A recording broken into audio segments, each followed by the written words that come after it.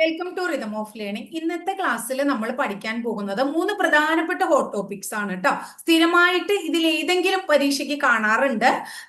ഒന്ന് planning commission. നമുക്കറിയാം planning കമ്മീഷനുമായി ബന്ധപ്പെട്ട് എത്ര അധികം ചോദ്യങ്ങളാണ് വരാറ്. അടുത്തത് നാഷണൽ ഡെവലപ്മെന്റ് കൗൺസിൽ അല്ലെ, അതുമായിട്ട് റിലേറ്റഡ് ആയിട്ടുള്ള ചോദ്യങ്ങൾ വരാറുണ്ട്. അടുത്തത് ഏതാണ്? നീതി ആയോഗ്. ഈ മൂന്നും വളരെ ഇമ്പോർട്ടന്റ് ആയിട്ടുള്ള ഹോട്ട് ടോപ്പിക്സുകളാണ്. ഇത് മിക്ക പരീക്ഷകളും, ഏത് പരീക്ഷകൾ നിങ്ങൾ എടുത്തു നോക്കിയാലും ഇവയിൽ നിന്ന് ചോദ്യം ഉണ്ടാവാറുണ്ട്. അപ്പൊ ഇതെന്താണ് എന്നാണ് ഇന്നത്തെ ക്ലാസ്സിൽ. അപ്പൊ ഇതുമായിട്ട് റിലേറ്റഡ് ആയിട്ട് ടീച്ചർ ക്ലാസ് ഒക്കെ മുമ്പ് അപ്ലോഡ് ചെയ്തിട്ടുണ്ട്. ഇതെന്തിനു വേണ്ടിയിട്ടാണ്? നമ്മുടെ കമ്പനി ബോർഡ്, LGS, VFA, അതുപോലെ ബെവ്കോ, LDC, അങ്ങനെ ധാരാളം പരീക്ഷകൾ വരികയല്ലേ. ഈ പരീക്ഷകൾക്കൊക്കെ പഠിക്കുന്ന കുട്ടികൾക്ക് വേണ്ടിയിട്ടുള്ള ഒരു റിവിഷൻ ആയിട്ടാണ് നമ്മൾ ഈ ഒരു ക്ലാസ് മുന്നോട്ട് കൊണ്ടുപോകണം കേട്ടോ. അപ്പൊ ആദ്യത്തെ ടോപ്പിക് നമുക്ക് പ്ലാനിംഗ് കമ്മീഷനെ കുറിച്ച് പഠിക്കാം. പ്ലാനിംഗ് കമ്മീഷന്റെ മലയാളം എന്താണ്? ആസൂത്രണ കമ്മീഷൻ. പ്ലാനിംഗ് കമ്മീഷൻ അഥവാ ആസൂത്രണ കമ്മീഷൻ എന്ന് പറയും.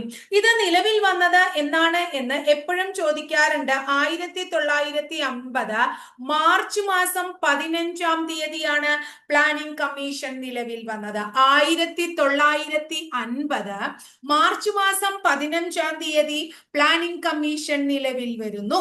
ഈ പ്ലാനിംഗ് കമ്മീഷൻ നിലവിൽ വരാൻ കാരണമായത് ഒരു അഡ്വൈസറി ബോർഡിന്റെ നിർദ്ദേശപ്രകാരമാണ് പ്ലാനിംഗ് കമ്മീഷൻ നിലവിൽ വന്നത്. അങ്ങനെ ആ അഡ്വൈസറി ബോർഡ് 1946 ഒരു അഡ്വൈസറി ബോർഡിനെ നിയമിക്കുകയാണ്. ആ അഡ്വൈസറി ബോർഡിന്റെ അധ്യക്ഷൻ KC നിയോഗിയായിരുന്നു. അപ്പൊ 1946 KC നിയോഗി അധ്യക്ഷനായ ഒരു അഡ്വൈസറി പ്ലാനിംഗ് ബോർഡിന്റെ ഉപദേശപ്രകാരമാണ് 1950 മാർച്ച് 15-ന് ഇന്ത്യയിൽ പ്ലാനിംഗ് കമ്മീഷൻ രൂപീകൃതമായത്. ഈ പ്ലാനിംഗ് കമ്മീഷൻ എന്ന് പറയുന്ന സംഭവം രൂപീകരിക്കാൻ ഇന്ത്യ സ്വീകരിച്ചത് ഏത് രാജ്യത്തിന്റെ പ്ലാനിംഗ് മാതൃകയാണ് അല്ലെങ്കിൽ ആസൂത്രണ മാതൃകയാണ് എന്ന് ചോദിച്ചാൽ നമ്മൾ പറയണം സോവിയറ്റ് യൂണിയന്റെ ആണ്. അപ്പൊ സോവിയറ്റ് യൂണിയന്റെ പ്ലാനിംഗ് മാതൃക ഉൾക്കൊണ്ടുകൊണ്ടാണ് ഇന്ത്യൻ പ്ലാനിംഗ് കമ്മീഷൻ രൂപീകരിക്കുന്നത്. 50 മാർച്ച് 15-ന് നിലവിൽ വന്ന പ്ലാനിംഗ് കമ്മീഷന്റെ ആസ്ഥാനം ന്യൂഡൽഹിയിലെ യോജന ഭവനാണ്. അപ്പൊ ന്യൂഡൽഹിയിലെ യോജന ഭവനാണ് പ്ലാനിംഗ് കമ്മീഷന്റെ ആസ്ഥാനം എന്ന് നമ്മൾ മനസ്സിലാക്കി വെക്കണം. ഇത്രയും കാര്യം ക്ലിയർ ആയില്ലേ മക്കളെ? ഇനി പ്ലാനിംഗ് കമ്മീഷൻ എന്താണ്? പ്ലാനിംഗ് കമ്മീഷൻ ഒരു ഉപദേശക സമിതിയാണ്. ധാരാളം പ്രാവശ്യം ചോദിച്ചിട്ടുള്ള ചോദ്യമാണ്.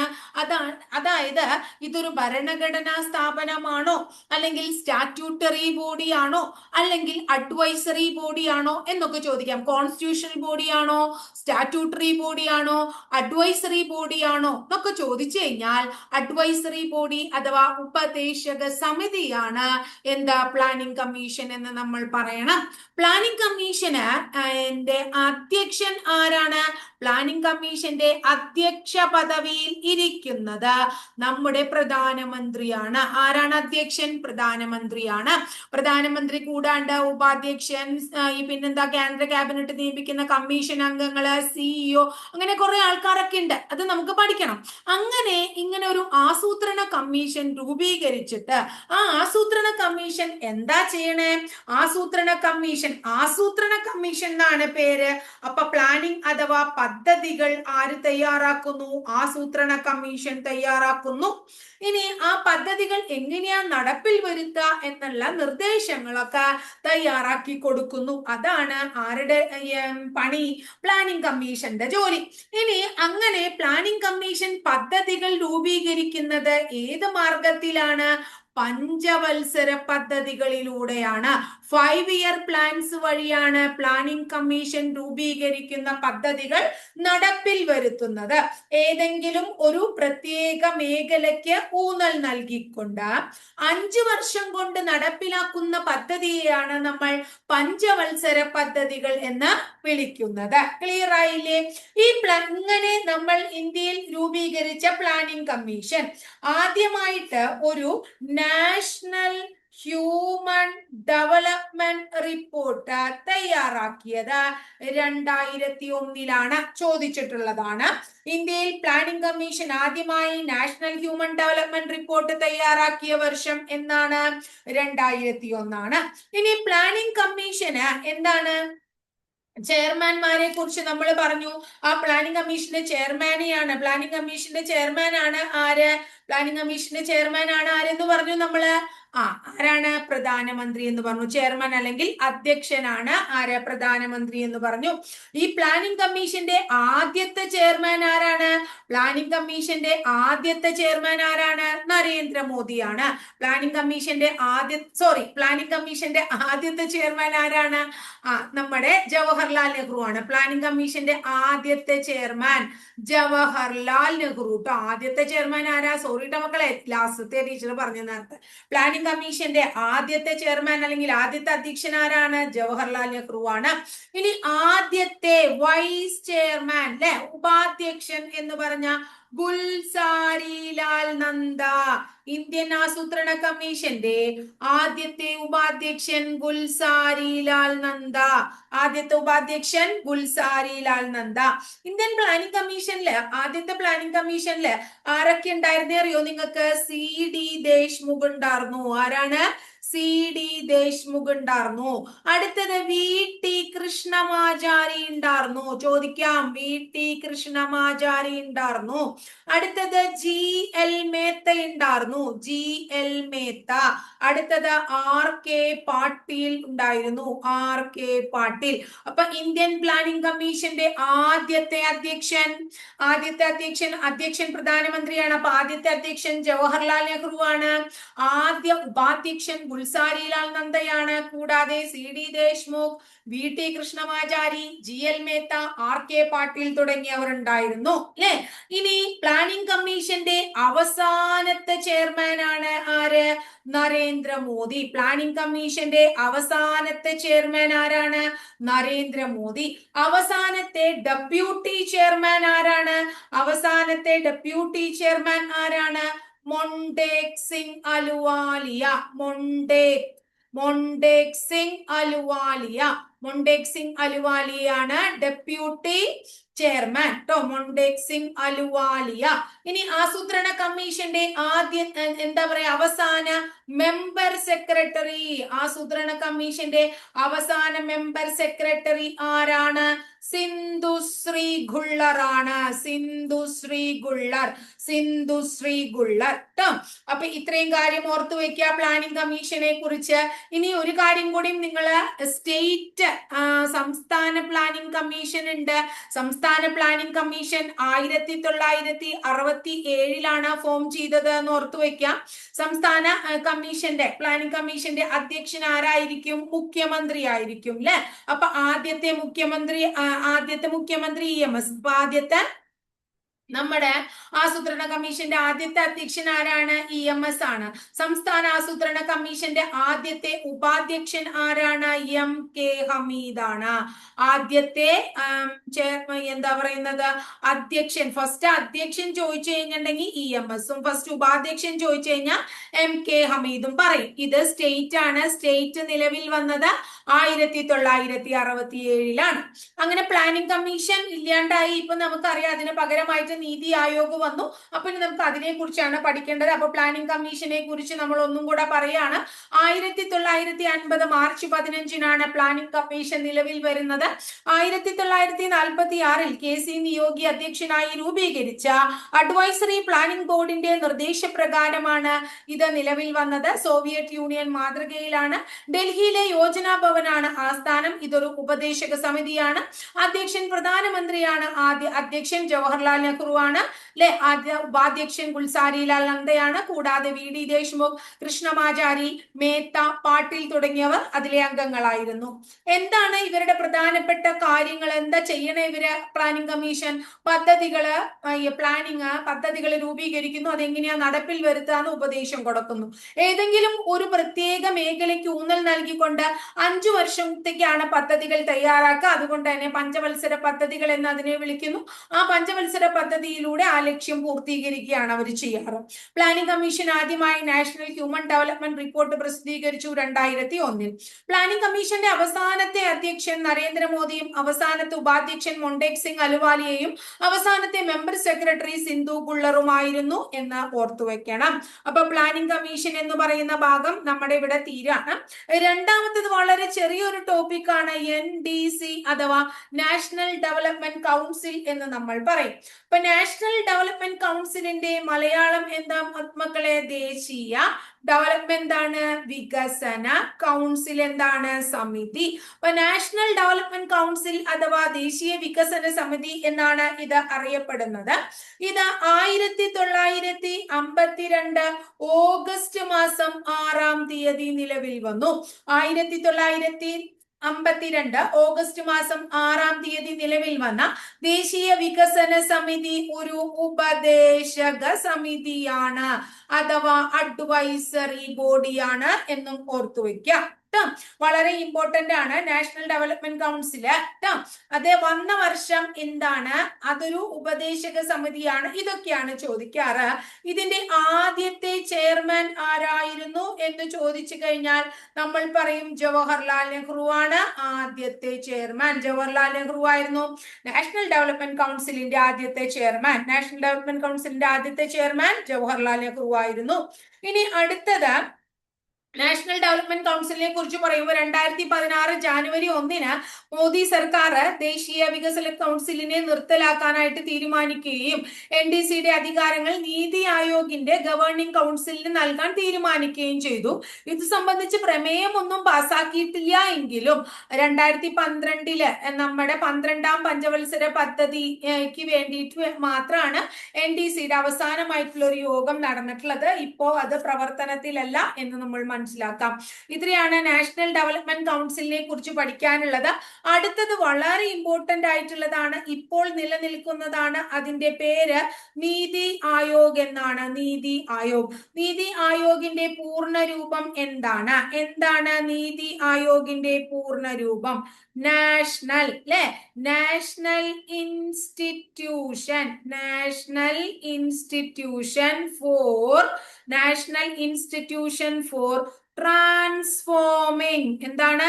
Transforming India. National institution for transforming India അഥവാ എന്താണ്? നീതി ആയോഗ് എന്നാണ്. ആസൂത്രണ കമ്മീഷന് പകരമായി നീതി ആയോഗ് നിലവിൽ വന്നത് 2015 ജാനുവരി മാസം 1 മുതലാണ്. 2015 ജാനുവരി 1 മുതൽ നീതി ആയോഗ് എന്ന് പറയുന്ന സംവിധാനം ദേശീയ ആസൂത്രണ കമ്മീഷന് പകരമായി നിലവിൽ വന്നു. ഇതിന്റെ ആസ്ഥാനം നീതി ഭവൻ. ഇതിന്റെ ആസ്ഥാനം നീതി ഭവൻ സൻസദ് മാർഗ്. നീതി ഭവൻ സൻസദ് മാർഗ് ന്യൂഡൽഹി. എവിടെയാണ് ആസ്ഥാനം? നീതി ഭവൻ സൻസദ് മാർഗ് ന്യൂഡൽഹിയാണ് ആസ്ഥാനം. ഇന്ത്യയുടെ പോളിസി കമ്മീഷൻ എന്ന് ഇതിനെ വിളിക്കുന്നു. ഇന്ത്യയുടെ പോളിസി കമ്മീഷൻ എന്ന് അറിയപ്പെടുന്നു.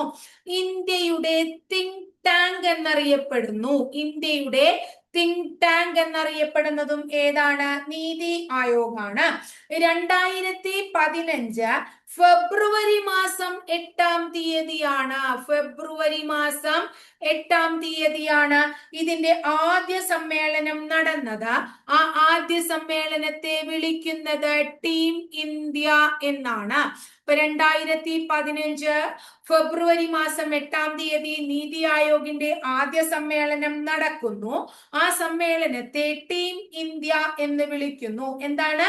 ടീം ഇന്ത്യ എന്ന് വിളിക്കുന്നു ട്ടോ.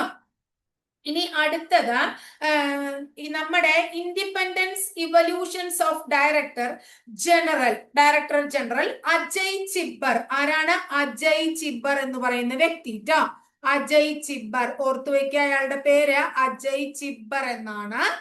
ആ അജയ് ചിബ്ബറിന്റെ ശുപാർശ പ്രകാരമാണ് പ്ലാനിംഗ് കമ്മീഷന് പകരം നീതി ആയോഗ് നിലവിൽ വന്നത്?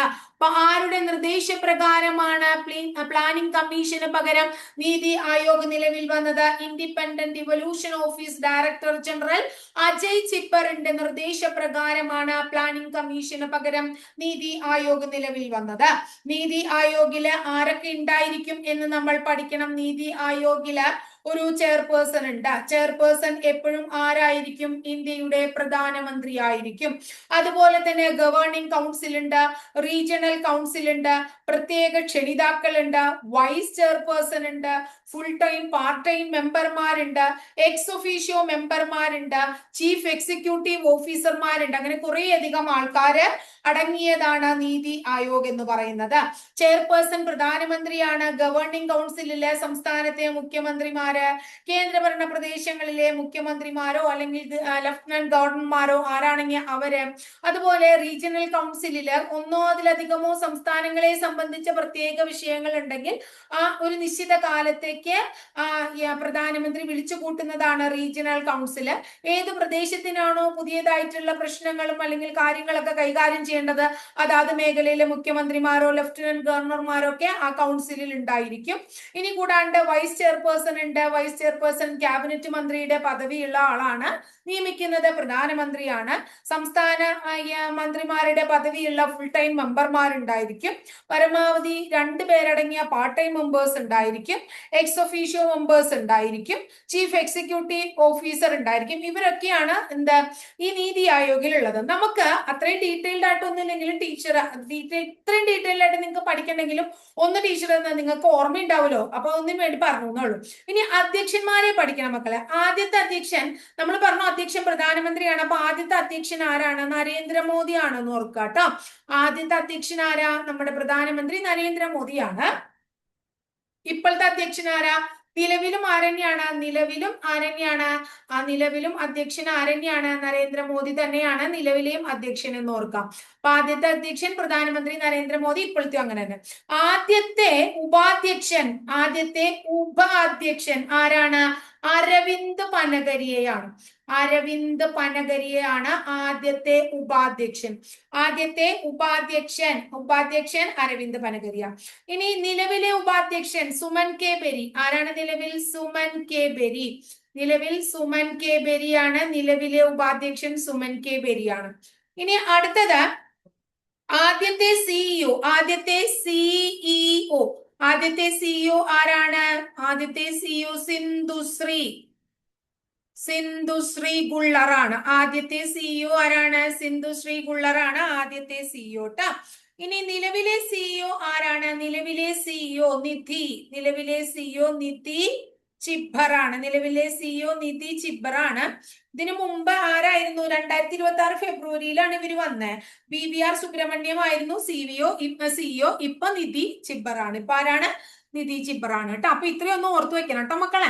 അതായത് അജയ് ചിബ്ബറിന്റെ നിർദ്ദേശപ്രകാരം അല്ലെങ്കിൽ ഉപദേശപ്രകാരം national institution for transforming India അഥവാ നീതി ആയോഗ് ആസൂത്രണ കമ്മീഷന് പകരം നിലവിൽ വരികയാണ്. വന്നത് 2015 ജാനുവരി 1-നാണ്. നീതി ഭവൻ സൻസദ് മാർഗ് ഡൽഹിയാണ് അതിന്റെ ആസ്ഥാനം. എന്താണ്? Policy commission, think tank commission എന്നൊക്കെ അറിയപ്പെടുന്ന കമ്മീഷനാണ്. ഫെബ്രുവരി 8-ന് 2015 ഫെബ്രുവരി 8-ന് ഇവരുടെ ആദ്യത്തെ മീറ്റിംഗ് നടക്കുകയാണ്. ടീം ഇന്ത്യ എന്നാണ് ആദ്യത്തെ മീറ്റിംഗിന് ഇട്ട പേര്. ആദ്യത്തെ ചെയർപേഴ്സൺ അല്ലെങ്കിൽ എല്ലാ ചെയർപേഴ്സണും ആരന്നെയാണ്? പ്രധാനമന്ത്രിയാണ്. ആദ്യ ചെയർപേഴ്സൺ നരേന്ദ്രമോദിയാണ്. നിലവിലെ ചെയർപേഴ്സണും നരേന്ദ്രമോദിയാണ്. ആദ്യ ഉപാധ്യക്ഷൻ അരവിന്ദ് പനഗരിയാണ്. ഇപ്പോഴത്തെ ഉപാധ്യക്ഷൻ സുമൻ കെ ബെരിയാണ്. ആദ്യ സിഇഒ സിന്ധുശ്രീ ഗുള്ളറാണ്. ഇപ്പോഴത്തെ സിഇഒ നിധി ചിബ്ബറാണ്. ഇത്രയും കാര്യം ക്ലിയർ ആയോ മക്കളെ? Planning commission, national development council അല്ലെ. നമ്മൾ ആദ്യം എന്താ പഠിച്ചേ? ഫസ്റ്റ് പേജില് പ്ലാനിംഗ് കമ്മീഷനെ കുറിച്ച് പഠിച്ചു അല്ലെ. അപ്പൊ പ്ലാനിംഗ് കമ്മീഷൻ ക്ലിയർ ആയിട്ട് ഓർത്തു വെക്കുക. പ്ലാനിംഗ് കമ്മീഷൻ കഴിഞ്ഞു കഴിഞ്ഞാൽ പിന്നെ നമ്മൾ പഠിച്ചത് ഏതാ? National development council. അത് വളരെ കുറച്ചുള്ളൂ, 52 അല്ലെ. ഓഗസ്റ്റ് 6 ഉപദേശക സമിതി, ആദ്യത്തെ ചെയർമാനെ കുറിച്ച് ഇത്രയും കാര്യം നമുക്ക് പഠിക്കാനുള്ളൂ. അടുത്ത നീതി ആയോഗ്, ഇത് മൂന്നും വളരെ ഇമ്പോർട്ടന്റ് ആയിട്ടുള്ള ടോപ്പിക്കുകളാണ്. ഉറപ്പാണ്, നിങ്ങൾ ധൈര്യമായിട്ട് പഠിച്ചോളൂ, ഇതിൽ നിന്ന് മാർക്ക് ഉറപ്പാണ് നിങ്ങൾക്ക് കേട്ടോ. ടീച്ചർ ക്ലാസ് ഇഷ്ടപ്പെടുകയാണെങ്കിൽ ഒന്ന് ലൈക്ക് ചെയ്യുക, ഇഷ്ടപ്പെട്ട ക്ലാസ്സുകൾ കൂട്ടുകാരിലേക്ക് ഷെയർ ചെയ്യുക. ആദ്യമായിട്ട് ചാനൽ കാണുന്നവരൊന്ന് സബ്സ്ക്രൈബ് ചെയ്യണം കേട്ടോ. അതോടൊപ്പം ആ ബെല്ലൈക്കൺ കൂടി ഒന്ന് എനേബിൾ ചെയ്താൽ ടീച്ചർ ഓരോ ദിവസം അപ്ലോഡ് ചെയ്യുന്ന വീഡിയോസ് കൃത്യമായിട്ട് നിങ്ങൾക്ക് നോട്ടിഫിക്കേഷൻ ആയിട്ട് ലഭിക്കുകയും ചെയ്യും. അടുത്ത ദിവസം മറ്റൊരു ടോപ്പിക്കുമായി നമുക്ക് വീണ്ടും കാണാം കേട്ടോ.